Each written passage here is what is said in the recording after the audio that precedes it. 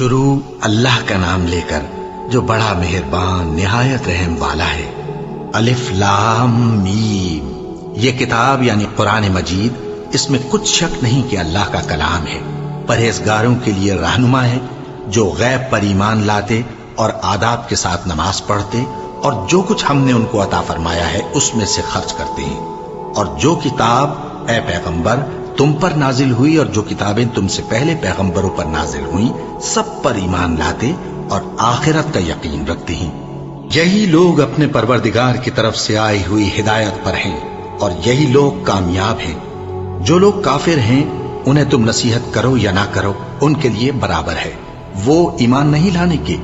اللہ نے ان کے دلوں اور کانوں پر مہر لگا رکھی ہے اور ان کی آنکھوں پر پردہ پڑا ہوا ہے اور ان کے لیے بڑا عذاب تیار ہے۔ اور بعض لوگ ایسے ہیں جو کہتے ہیں کہ ہم اللہ پر اور روز آخر پر ایمان رکھتے ہیں، حالانکہ وہ ایمان نہیں رکھتے۔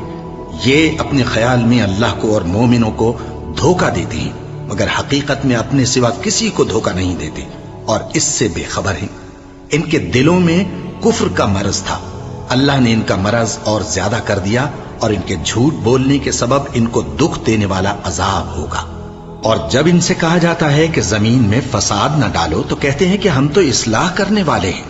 دیکھو یہ بلا شبہ مفسد ہیں لیکن خبر نہیں رکھتے۔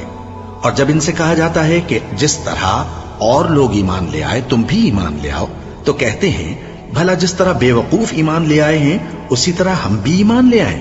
سن لو کہ یہی بے وقوف ہیں لیکن نہیں جانتے۔ اور یہ لوگ جب مومنوں سے ملتے ہیں تو کہتے ہیں کہ ہم ایمان لے آئے ہیں، اور جب اپنے شیطانوں میں جاتے ہیں تو ان سے کہتے ہیں کہ ہم تمہارے ساتھ ہیں، اور مسلمانوں سے تو ہم ہنسی کیا کرتے ہیں۔